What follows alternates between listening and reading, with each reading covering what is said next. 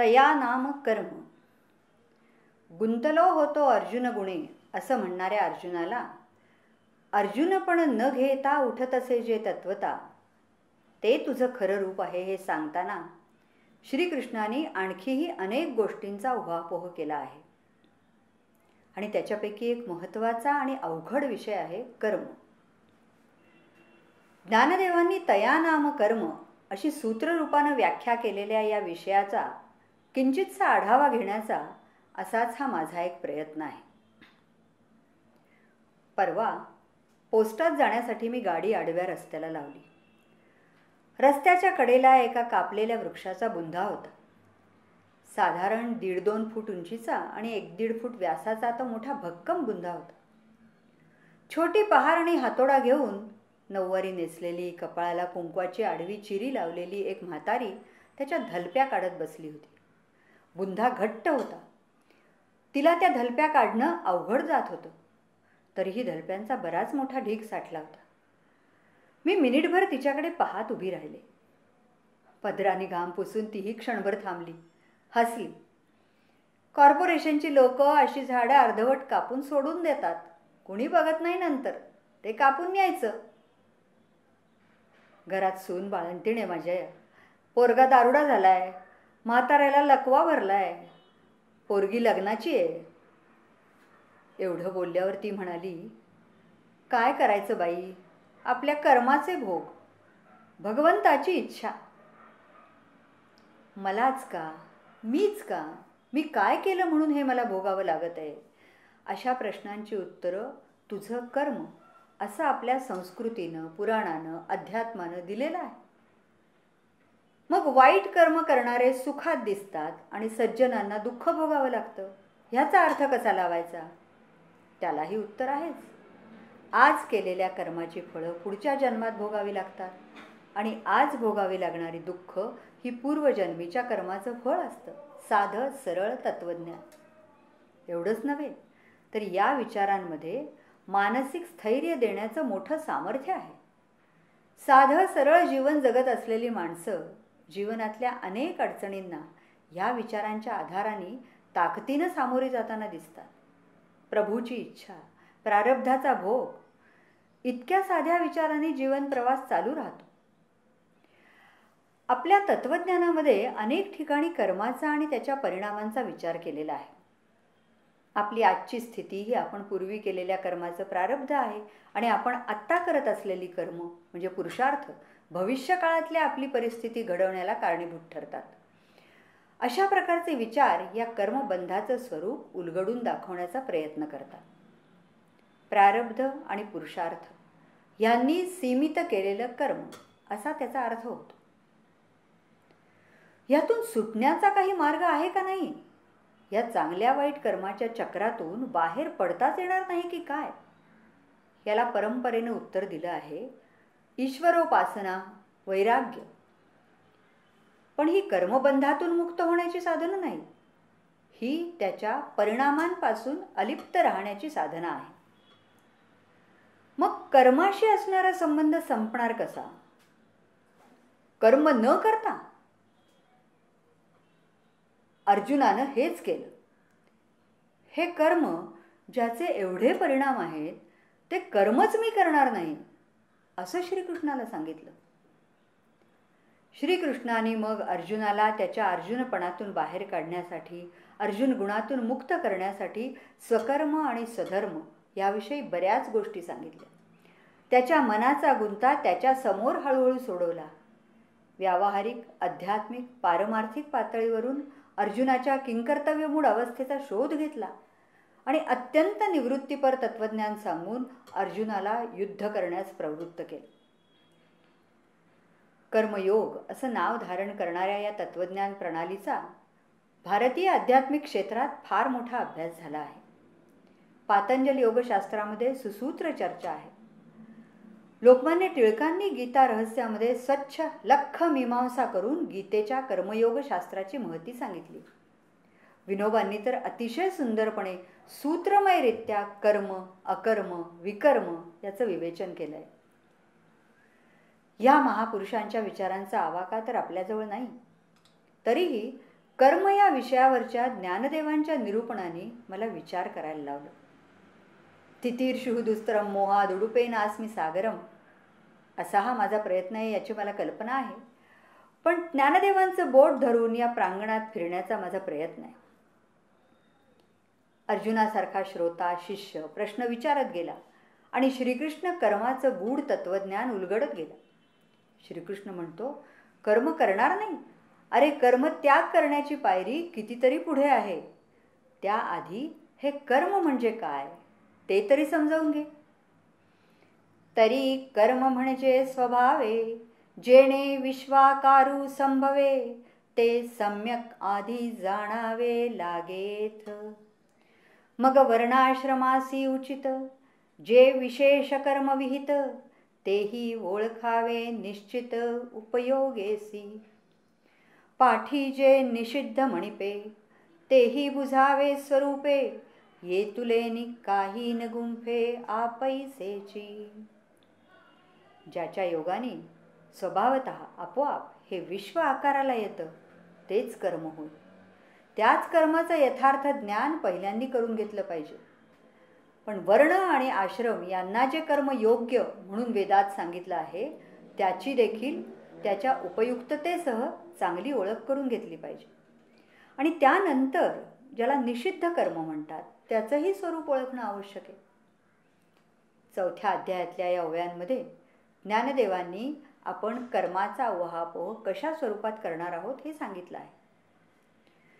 जेणे विश्वाकारू संभवे अशा कर्माचा विचार अर्जुनाला समजावून सांगायचा आहे.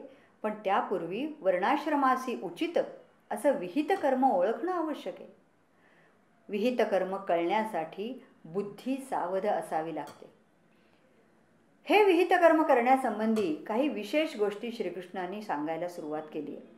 प्रथम त्याला हे युद्धकर्म हा तुझा स्वधर्म आहे हे समजावलं आणि ह्या स्वधर्माचं आचरण करत असताना पातकाची चिंता करायची नसते असं समजावून सांगून श्रीकृष्णांनी त्याला पुढचा विचार सांगितला. तो असा की स्वधर्म करत असताना फलाशा सोडायची असते. एथ विजय पण होईल की सर्वथा देह जाईल ह्याचा विचार तू करू नकोस. म्हणोनी तुझं पार्था हेतू सांडोनी सर्वथा क्षात्रवृत्ती झुंजता पाप नाही. कुठलाही हेतू मनात न ठेवता आपला स्वधर्म म्हणून हे कर्म कर. अशा भावनेने कर्म केलंस तर तुला ज्या पातकाची भीती वाटते आहे ते घडणार नाही. कर्माधारे रहाटिजे कर्माधारे रहाटिजे परी कर्मफळ न निरीक्षिजे. गीतेमधलं सर्वत्र सर्वमान्य तत्वज्ञान. कर्म करा, कर्मफळाची इच्छा करू नका. पण ही पहिली पायरी सोपी नाही. आपण सामान्य हिशोबी माणसं. काय केलं असता काय काय मिळेल याचा विचार करणारी. निदान समोर उभ्या असलेल्या कर्मापासून बरं वाईट काय घडणार याचा विचार करणारी. जसा अर्जुनाने केला आणि श्रीकृष्णाने त्याला सांगत राहिला की हे तुझं विहित कर्म आहे ते तुला केलंच पाहिजे. मना माझी लाभालाभ न धरता स्वधर्माचरण केलं पाहिजे आणि नंतर जे पावेल ते निवांता साहोनी जायला हवं. प्राप्त कर्म सांडायचं नाही, टाळायचं नाही, ते तुला केलंच पाहिजे. प्राप्त कर्म न करण्याचं ठरवून कर्म न करणं म्हणजे कर्मत्याग नव्हे. इथपासून कर्मबंधाच्या संबंधातला हा विचार, उपदेशाचा हा प्रवाह श्रीकृष्णाने सहजतेने कुशलतेने नैष्कर्म्य स्थितीपर्यंत आणलाय. या विवेचनामध्ये अनेक टप्पे आहेत. ज्यावेळी अर्जुनाने कर्मच करण्याचं नाकारलं त्यावेळी सुरुवातीला त्याला समजावताना श्रीकृष्ण म्हणतो, तू आपलं विहित कर्म सोडलंस म्हणून इंद्रिय त्यांचे स्वभाव सोडणार आहेत का? देखे विहित कर्म जे तुले ते सळे जरी ओसंडले तरी स्वभाव काय निमाले इंद्रियांचे. सांगे श्रवणी ऐकावे ठेले की नेत्रींचे तेज गेले. कान ऐकणं सोडणार नाहीत, डोळं पाहण्याचं काम टाळणार नाहीत, नाक वास घेत राहणार, भूक तहान असणारच. एवढंच काय, जन्ममृत्यू निमाले काही ते असणारच आहे. म्हणोनी कर्म त्यागू नाही प्रकृती म्हणता. म्हणोनी संगू जव प्रकृतीचा तव त्यागू न घडे कर्माचा. कर्माचा त्याग करता येत नाही, उगाच हट्ट करण्यात अर्थ नाही. अशी जर परिस्थिती असली तर मग पुढे काय? येतील ती कर्म करत राहणं एवढंच आपल्या हातात राहतं. त्यापासून उत्पन्न होणारी सुखदुःख भोगणं यालाच जगणं म्हणायचं. खरं तर काही अंशी तसंच आहे. प्रश्न एवढाच आहे की समोर आलेलं कर्म करणं हा एवढाच जगण्याचा आयाम राहत नाही. काही कर्म करण्याचा संकल्प केला जातो, तो पार पाडण्यासाठी धडपड केली जाते. आणि कशासाठी? तर त्या कर्मापासून मिळणाऱ्या फळाची आशा असते म्हणून. किंवा कर्म टाळण्याचा विचार असतो, कारण मिळणारं फळ मला सुख देणारं नसतं म्हणून. अर्जुन हेच म्हणत होता, हे युद्ध करण्याचं कर्म करून मला काय मिळणार? तर दुःख, कुटुंबियांचा संहार, कदाचित कुलाचा नाश. आणि हे होणार कारण मला जिंकलं पाहिजे. मी जिंकणार, यांना मारून मी जिंकणार आणि त्याची फळं मी भोगणार. कदाचित राज्य मिळणार, पण मनस्वास्थ्य घालवणार. बऱ्या वाईट घटनांच्या परिपाकांनी युद्धभूमीवर कौरव पांडव उभे ठाकलेले असताना या युद्धकर्माचं फळ काय, आम्ही हे काय करत आहोत ह्याचा विचार अर्जुनाने सुरू केला. तेव्हा श्रीकृष्णाने त्याला कर्मफलत्यागाची संकल्पना सांगितली. अध्यात्माची ओळख असणाऱ्याला संन्यास आणि योग यातील शाब्दिक फरक तरी नक्की माहीत असतो. जै निपटूनी कर्म सांडिजे, ते सांडणे संन्यासू म्हणिजे. कर्म सोडणं म्हणजे संन्यास म्हणायचं. आणि फलमात्र का त्याजिजे, तो त्यागोगा. कर्मत्याग म्हणजे संन्यास आणि कर्मफलत्याग म्हणजे योग. शब्दांमध्ये सूत्रवत असलेलं हे तत्वज्ञान समजण्यासाठी अत्यंत गहन आहे. कारण कर्मण्य कर्मयः पश्येद अकर्मणीच कर्मयः. कर्माचे ठिकाणी जो अकर्म बघतो आणि अकर्माच्या ठिकाणी कर्म पाहतो, असं गीतेने सांगायला सुरुवात केली की आपल्याला अर्जुनापेक्षा जास्त संभ्रमात पडल्यासारखं होतं. श्रीकृष्णाने अर्जुनाला मग आणखी एक मार्ग सांगितला की जी काही कर्म करशील ती मला अर्पण कर. आणि जे जे कर्म निपजे ते थोडे बहु न म्हणजे निवांतचे अर्पिजे माझ्या ठाई. हे करणं तुला शक्य वाटत नसेल, जेणे जेणे वेळी घडती कर्मे सकळे, तयांची तिये फळे त्याची तू जाय. कर्मत्याग अवघड आहे. कर्मफलत्याग निदान बुद्धीच्या पातळीवर समजण्यासारखा आहे. आणि कर्म करून ती माझ्या ठाई अर्पण कर, हा या दोन्ही मधला मार्ग आहे. आता कर्मत्याग करायचा म्हणजे प्राप्त कर्म न करता नव्हे. का प्राप्त कर्म सांडीजे येतुलेनी नैष्कर्म्य होवावे, हे अर्जुना का वाया बोलणे मूर्खपणाचे. तो मूर्खपणा तू करू नकोस. आपल्या सगळ्यांना माहिती असलेली, आवडत असलेली एक गोष्ट आहे. निसर्गाच्या सान्निध्यात झाडाखाली आळशासारख्या आरामात पडलेला एक माणूस आणि तिथे सुट्टी घालवण्यासाठी आलेला, आयुष्यात अतिशय कार्यरत असलेला एक श्रीमंत माणूस यांच्यामधला एक संवाद आहे. तो श्रीमंत माणूस विचारतो, तू काही न करता पडून का राहतोस? काही काम का करत नाहीस? तो आळशी माणूस विचारतो, त्यामुळे काय होईल? अरे तू पैसे मिळवशील. त्यामुळे काय होणार आहे? तू यशस्वी होशील, घर गाडी बंगला घेशील. त्याने काय होणार आहे? कामात आयुष्यात यशस्वी झाल्यावर तू निश्चिंत होशील. त्यामुळे काय होईल बरं? मग आयुष्यात तुला आराम भेटेल. आरामात सुट्टी घेऊन निसर्गाच्या सान्निध्यात पौडशील. साहेब तेच तर करतोय. त्या आळशी माणसाचं हे उत्तर आपणा सर्वांना फारच भावतं. आपण हसतोही. पण प्राप्त कर्म न करता नैष्कर्म्य होणं आणि पूर्ण काम होऊन नैष्कर्म्य पदाला पोचणं यात फरक आहे. नैष्कर्म्य घडण्यासाठी ज्ञानदेवांनी मोठा सुंदर शब्द वापरलाय, निरार्थता. निरार्थता नाही तोपर्यंत व्यापारू चालू राहायला पाहिजे. ही निरार्थता ज्ञानी माणसाला सहज प्राप्त झालेली असते. पण ज्याला नैष्कर्म्य पदाची आस्था आहे, तया उचित कर्म सर्वथा त्याज्य नोहे. आता उचित कर्म करायचं हे तर समजलं. आणि ते कसं करायचं? तर हेतू सांडवणे सर्वथा याचाही विचार करू. पण माझं उचित अनुचित कर्म मी कसं ठरवायचं? त्याला परिमाण काय? या संबंधी संत महात्म्यांच्या ज्या गोष्टी ऐकतो त्या तर विलक्षणच असतात. रामकृष्ण परमहंस एकदा एका नदीच्या काठी बसले होते. त्या नदीतून एका काठीवर एक विंचू वाहत आला. रामकृष्णांनी त्या विंचवाला पाण्यातून बाहेर काढलं आणि हातावर घेतलं. त्या विंचवानी त्यांना डंख मारला आणि तो पाण्यात पडला. रामकृष्णांनी त्याला परत बाहेर काढलं. विंचवानी त्यांना परत डंख मारला आणि तो पाण्यात पडला. परत ते त्याला बाहेर काढत असताना शेजारी बसून ही घटना पाहत असलेला एक माणूस त्यांना म्हणाला, महाराज, आपण ह्या विंचवाला कशासाठी वाचवत आहात? काही केलं तरी आपला डंख मारण्याचा गुण हा विंचू सोडणार आहे का? रामकृष्णांनी त्याला उत्तर दिलं, हा विंचवासारखा प्राणी सुद्धा आपला डंख मारण्याचा वाईट गुण सोडत नाही. मग त्याला वाचवण्याचा माझा चांगला गुण मी का बरं सोडू? आपण सामान्य माणसं, एवढा थोर विचार तर आपल्याकडे नाही. पण आपलं उचित कर्म बुद्धी सावध ठेवली तर आपल्याला समजेल, असं ज्ञानदेवांनी सांगितलं आहे. ही आपली सर्व कर्म उत्पन्न होण्याची कारणं सुद्धा शास्त्राधार घेऊन ज्ञानदेवांनी सांगितली आहेत. एखाद्या शास्त्रीय विषयाचं विश्लेषण करावं अशा प्रकाराने गीतेत मांडलेला हा विचार ज्ञानदेवांनी स्पष्ट केला आहे. आत्मेनिसी कर्मसिने असं ज्ञानदेवांचं म्हणणं आहे. आत्म्याच्या ठिकाणी दिसणाऱ्या क्रिया ज्या 5 कारणामुळे घडून येतात, ती 5 कारणं श्रीकृष्ण अर्जुनाला म्हणतात, तूही जाणतोस. देह हे मी म्हणे पहिले येथ. देह हे पहिलं कारण आहे. आणि कर्ता जे दुजे, कर्माचे कारण जाणीजे. कर्माचं दुसरं कारण कर्ता हे जाणावं. हा कर्ता चैतन्याचं प्रतिबिंब समजतो स्वतःला. आपणच चैतन्य आहोत याची त्याला जाणीवच नाही.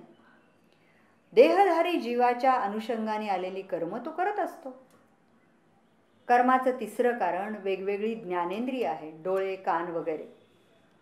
तर देह, जीव, ज्ञानेंद्रिय यांच्या अस्तित्वाचं कारण प्राण, अपान, उदान अशा स्वरूपात असलेला प्राणवायू आहे. ही वायुशक्ती कर्माचं चौथं कारण आहे. गीतेमध्ये कर्माच्या 5 कारणांमधलं शेवटचं कारण दैवम चैवात्र पंचमम अशा श्लोकार्धात सांगितलं आहे. ज्ञानदेवांनी या 5व्या कारणाचं वर्णन करत असताना म्हटलं आहे, चक्षुरादी 10 इंद्रियांच्या पाठीवर सूर्यादी म्हणजे सूर्य, आप, तेज, वायू देवतांचा जो समुदाय आहे तो कर्माचं 5वं कारण आहे. कर्माच्या कारणांची अशी मांडणी केल्यावर कर्माचा हेतूही 5 प्रकारे सांगितला आहे. तैसे मन हेतू पांडवा होय संकल्प भावा अशी सुरुवात करून म्हटलं आहे, कर्मासंबंधी संकल्प होण्याला मन हे हेतू आहे. तो कर्मसंकल्प वाचेकडून बोलण्याची क्रिया करतो आणि मग वाचेची ती मशाल सर्व कर्माचा रस्ता दाखवते. तेव्हा कर्ता कर्तृत्वाच्या व्यापारात सापडतो.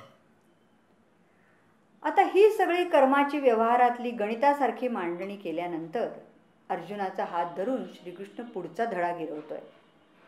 आपण हे जे काही त्रैराशिक फळ्यावर मांडलेलं आहे त्यात तुला कुठे आत्मा दिसतोय का, सापडतोय का? अरे तो वेगळाच आहे. एकदम सगळा विचार आपल्याला कळेनासा होतो. आत्तापर्यंत सुसूत्र चाललेली ही बेरीज त्यातून हा आत्मा कसा वगळला गेला? तो वेगळाच आहे. तो काय करतो म्हणजे काय? विचारांचा हा पुढचा धडा असा आहे की कर्मी असोनी कर्मे जो नावरे समविषमे. कर्मात असून कर्मानी लिप्त न होण्याच्या पायरीपर्यंत श्रीकृष्ण अर्जुनाला घेऊन जाणार आहे. नैष्कर्म्य स्थितीपर्यंत पोचण्याची अवस्था ज्यांनी प्राप्त केली आहे, जे निष्कामता पावले आहेत, त्यांनाही कर्म करण्याचं कर्तव्य आहे. ते लोकांसाठी. देखे प्राप्तार्थ जाहले जे निष्कामता पावले, तयाही कर्तव्य असे उरले लोका लागी. त्यांनाही कर्म करावं लागतं.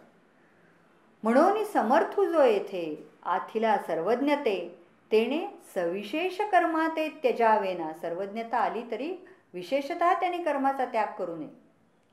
श्रीकृष्ण अर्जुनाला सांगतो आहे, अरे मी सुद्धा कर्म टाळत नाही. कारण मी जर आत्मस्थितीत राहिलो तरी प्रजा हे कैसेनी निस्तरेल. पण मग नैष्कर्मी पदापर्यंत पोचलेले महात्मे कर्म कसं करतात? जो सकळ कर्मी वर्तता देखे आपुली नैष्कर्म्यता. त्याचं कर्म कसं असतं तर उदो असता चैनीप्रमाणे जैसे न चलता सूर्याचे चालणे. सूर्य जसा न चालता चालत असतो आणि म्हणून तो मनुष्यासारिखा तरी आवडे परी मनुष्यत्व तया न घडे. मनुष्यत्व घडत नाही, तो मनुष्यासारखा दिसतो. तेने न पाहता विश्व देखिले न करिता सर्व केले किंबहुना हे असो विश्व जाहला अंगेची तो. ही आता या कर्मविचाराची पुढची पायरी आहे. ह्या महात्म्यांच्या कर्माला हेतू नाही, कारणही नाही. असं कर्म असू शकतं? जया पुरुषाच्या ठाई कर्माचा तरी खेदू नाही परी फलापेक्षा काही संचरेना. कर्म करतात पण फलापेक्षा नसतात. एवढंच नाही तर आणि हे कर्म मी करीन अथवा आदरिले सिद्धी नेईन येणे संकल्पे ही जयाचे मन चिंतावेना. कर्म तर करत राहायचं, फळाची अपेक्षा ठेवायची नाही. एवढंच काय पण अमुक एक कर्म मी करीन किंवा आरंभ केलेलं कर्म पूर्णत्वाला नेईन अशा संकल्पालाही ज्यांच्या मनात थारा नसतो. एकनाथ महाराजांचं एक भजन आहे, जागा परी निजला असे कर्म करी स्फुरण नसे संकल्प विकल्पाची ख्याती उपजेची ना कदाचित्ती. कर्म करण्याचा संकल्प आणि कर्म करण्याची कृती यामध्ये काळाचा विचारांचा शिरकाव होत नाही. किंबहुना कर्म करण्याचा संकल्प आणि कर्म हे निरनिराळे असत नाहीत. विचारमध्ये न आणता केलेलं कर्म म्हणजे अविचारानं केलेलं कर्म नव्हे. संकल्प शून्य आणि विचाररहित अवस्था असली म्हणजे ते मन जाणीवेच्या एका वेगळ्याच पातळीवर वावरत असतं. लोभ मोह फायदा तोटा लाभ या गोष्टींना तिथे शिरकाव नसतो. आणि तरीही नैष्कर्म्य म्हणजे कर्मच न करणं ही अवस्था नसते. परी हे मिया केले की माझे निझाले ऐसे नाही ठेवले वासने माझी. ऋतुकाळी तरी फळती परी फळलो हे नेणती तया वृक्षांची ऐसी वृत्ती कर्मी सदा. हे कर्म मी केले अथवा माझ्यामुळे सिद्धीस गेले असा अहंकार ते वासनेमध्ये ठेवत नाही. आपल्याला फळं आली हे वृक्ष जाणत नाहीत. त्या वृक्षाप्रमाणे सर्व कर्मामध्ये त्या पुरुषांच्या मनाची स्थिती नेहमी असते. आणखी एक विलक्षण कल्पना या ठिकाणी ज्ञानदेवांनी मांडली आहे. एवं मनी कर्मी बोली जेथ अहंकारा उखी जाळली एका वळीची काढली दोरी जैसी. एक पदरी माळेची दोरी काढली असता जिथे तिचे मणी जसे गळून पडतात त्याप्रमाणे जिथे मनातून कर्मातून वाचेतून अहंकाराची हकालपट्टी होते, मनातून कर्मातून वाचेतून अहंकाराची हकालपट्टी होते असं ज्ञानदेव म्हणतात. कर्माची 5 कारणं आणि हेतू सांगताना ज्ञानदेवांनी म्हटलं होतं की कर्मासंबंधी संकल्प होण्याला मन हे कारणीभूत आहे. तो कर्मसंकल्प वाचेचा दिवा लावतो. मग वाचेची ती मशाल सर्व कर्माचा रस्ता दाखवते. तेव्हा कर्ता कर्तृत्वाच्या व्यापारात सापडतो. आणि ही सगळी प्रक्रिया अहंकाराच्या योगाने घडते. कारण मी केलं हा अहंकार या सगळ्यांना एका माळेत ओवतो. हा अहंकार एका वळीची काढली दोरी जैशी असा या प्रक्रियेतून काढून टाकून जो कर्म करतो तो सकळ कर्मी वर्तता देखे आपली नैष्कर्म्यता. सगळ्या कर्मात असूनही नैष्कर्म्य असतो. असे महात्मे आपल्याला भेटतात का? ज्ञानेश्वरीच्या या चिंतन विवेचनामध्ये मी मागे दादा मराठ्यांचा उल्लेख केला होता. आंतरबाह्य शुचितेचं दर्शन त्यांच्या व्यक्तिमत्वात घडत असे. अतिशय हलाखीतून वर येऊन आंधळेपणाचा स्वीकार करून दादांनी आपल्या आईला आधार दिला. आपल्या मामे भावंडांच्या घराला उभं केलं. उपजीविकेसाठी गायनवादन शिकवलं. वेदांत षड्दर्शन तत्वज्ञान श्रवणशक्तीने आत्मसात केलं. प्रत्यक्ष जीवनात अनुसरलं. पण व्यवहारातील आणि अध्यात्मातीलही कर्तृत्वाचा पुसटसा सुद्धा मीपणा त्यांच्या वागण्या बोलण्यात दिसत नसे. सुंदर लयीमध्ये त्यांची नित्यकर्म चालत असत. प्रत्येकाला ते आपल्या जवळचे वाटावेत असं सौहार्दपूर्ण त्यांचं वागणं होतं. आपत्तींना तोंड देताना कुटुंबियांना त्यांचा आधार असे, आपुलकी असे. पण आत्मभानाच्या एका वेगळ्या पातळीवर ते अलिप्त आहे ह्याचीही जाणीव होईल. असंच एका अतिशय तरल घटनेचं नव्हे प्रसंगाचं वर्णन जे कृष्णमूर्तींच्या कॉमेंट्रीज ऑन लिव्हिंग पुस्तकात वाचनात आलं. संध्याकाळची वेळ आहे. एक गाडीवान बैलगाडीत बसून घरी परत चालला आहे. दिवसभराच्या कामानं तो अतिशय थकला आहे, दमला आहे. बैलांना तो जोरजोरात मारतो आहे, त्यांच्या शेपट्या पिरगाळतो आहे. लवकर घरी जायची त्याला ओढ आहे. बैलही थकलेले आहे. कृष्णमूर्ती त्या गाडीबरोबर चालत आहेत. गाडीवानाकडे बघत आहेत. गाडीवानाचं लक्ष त्यांच्याकडे गेलं. तो समजूतदारपणे हसला. त्यांनी चाबूक खाली ठेवला. बैलांना मारणं बंद केलं. बैल एका संथ लयीत चालू लागले. कृष्णमूर्ती वर्णन करतात, they were his oxen. He loved them after all. He had been driving them for years. They knew he loved them and beating was a passing thing. एक विलक्षण शब्दावीण संवाद घडून गेला. न करता कार्य घडून गेलं. ते संकल्पोनी काढिले अशा चैतन्य झालेल्या मनाच्या योगाने. असं कर्म घडण्यासाठी मनाची अतिशय संवेदनशील, शुद्ध, शांत अवस्था असावी लागते. असं मन ज्याला मी, माझंच बंधन उरलेलं नसतं. समग्र विश्वाच्या चैतन्याशी, सजगतेशी ते एकरूप झालेलं असतं. ज्ञानदेवांनी याचं वर्णन फार सुंदर केलं आहे. तैसे संकल्पोनी काढिले ते मन चैतन्याची जाहले. तेणे एकदेशीये व्यापले लोकत्रय. आता करता कर्म करावे हे खुंटले तया स्वभावे. आणि करी जरी आघवे तरी अकर्ता तो. जे पार्था तया देही मी ऐसा आठवू नाही. तरी कर्तृत्व कैसे काही उरे सांग. मी ऐसा कर्ता म्हणून आठव नाही. कर्तृत्वही उरत नाही. उरतं ते केवळ कर्म. ते घडतं, होतं, असतं. संकल्पोनी काढिले ते मन चैतन्याची जाहल. या स्थितीला येण्यासाठी फार वेगळ्या पातळीवर जावं लागतं. विचारांची क्षमता पूर्ण वापरून स्तब्ध झाली तर कदाचित कालाच्या ज्ञानाच्या मर्यादेत आत्तापर्यंत बांधल्या गेलेल्या मनाला एक नवीन चैतन्य मिळतं. आणि मग जे घडतं ते केवळ कर्म असतं. त्याचं फळ, त्याचा हेतू, त्याचा कर्ता लयाला गेलेला असतो. मोठ्या मोठ्या शास्त्रज्ञांनी लावलेले शोध किंवा कलावंतांनी केलेले नवनिर्माण याबद्दल आपण अनेक वेळा ऐकतो की खूप प्रयत्न झाले, विचारांची परिसीमा गाठली गेली आणि त्यानंतर जी पोकळी निर्माण झाली त्यातच नवनिर्माणाचं, शोधाचं स्फुरण घडलं. या विश्वाच्या पसाऱ्याला काही कार्यकारण भाव आहे किंवा नाही असा विचार मनात येतो. आणि असलाच तर तो तर्काच्या संगतीत बसत नाही. मग आम्ही वेगळा विचार मांडतो. आजच्या कर्माची फळं नंतर भोगावी लागतात असं सांगतो. पण कुठल्याच पद्धतीनं हे प्रमेय सुटत नाही. या प्रक्रियेचा मागोवा घेताना आणखी एक गोष्ट जाणवते. माझे अजत्वे जन्मणे अक्रियताची कर्म करणे. हे अविकार जो जाणे तो परममुक्त. असं श्रीकृष्ण मुखानी ज्ञानदेवांनी म्हटलं आहे.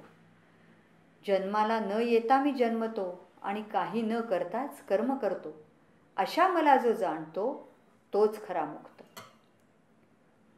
आपण प्रत्येक कृतीला एक कर्ता गृहीत धरतो. त्या कर्त्यामुळे ती कृती घडते असंच आपण समजतो. पण कदाचित कृती अशी असेल, कार्य असं असेल की जे कर्त्याशिवाय घडत असेल. तरी कर्म म्हणजे स्वभावे जेणे विश्वाकारू संभवे. अशा कर्माची ज्ञानदेव आपल्याला ओळख करून देऊ पाहत आहेत. ज्ञानदेवांसारख्या चैतन्यपदी पोचलेल्या अधिकारी पुरुषांनी आम्हाला बोटाला धरून तिकडे नेण्याचा प्रयत्न चालवलेला आहे. आम्ही आमची ओझी विचारांची, प्रतिक्रियांची, भीतीची, रागालोभांची किती टाकून देऊ शकणार हा प्रश्न आहे. ती ओझी दूर करून मुक्त मनाने ज्ञानदेव दाखवतात त्या प्रदेशाकडे नुसतं पाहिलं तरी आनंद होतो. तिथपर्यंतचा मार्ग खडतर आहे. प्रवास सोपा नाही. कर्माधीन जगामध्ये राहून ही वाटचाल करताना कदाचित या ओळ्यांचा अर्थ आपल्याला किंचितसा समजेल. म्हणोनी करता मुदल न दिसे आणि शेखी कारणही काही नसे. माझी कार्यची आपैसे वाढो लागे. ऐसे करिते नवीन गोचरू, अव्यक्ती हा आकारू, निपजे जो व्यापारू, तया नाम कर्म. म्हणून याचा मुळात करता कोणी दिसत नसून शेवटी याचं कारणही काही नाही आणि मध्ये कार्यच आपोआप वाढायला लागलं आहे. याप्रमाणे कर्त्याशिवाय अव्यक्ताच्या ठिकाणी ज्याच्या योगे हा भासमान होणारा आकार उत्पन्न होतो, असा जो व्यापार, त्याला कर्म हे नाव आहे. ज्ञानेश्वरी बरोबरच्या माझ्या प्रवासातली मला भावलेली सौंदर्य स्थळं आपल्याला दाखवण्याचा हा माझा प्रयत्न आहे. ज्ञानेश्वरी परत परत वाचली तरी नवनवीन विचारांच्या दर्शनाने आनंदित व्हायला होतं. गीतेची थोरवी सांगताना स्वतः ज्ञानदेवांनीच म्हटलं आहे की शंकर पार्वतीला म्हणाले, देवी जैसे का स्वरूप तुझे, तैसे हे नित्य नूतन देखीजे गीता तत्व. नित्य नूतन वाटणाऱ्या ज्ञानेश्वरीमधले काही विलक्षण वेगळे विचार मला चमकवतात, थांबून विचार करायला लावतात. आपल्यासारख्या सुहृदांबरोबर त्यांचा आस्वाद घेणं आनंददायी असतं. अर्थात सगळेच विचार मला पूर्णपणे समजलेले असतात असंही नाही. काही सौंदर्य स्थळांचं सर्व बाजूंनी दर्शन घडवणं शक्य नसतं. आपण यावं, ती पाहावीत, एवढाच उद्देश. आपल्याला कदाचित त्यातील आणखीन काही गोड उलगडेल.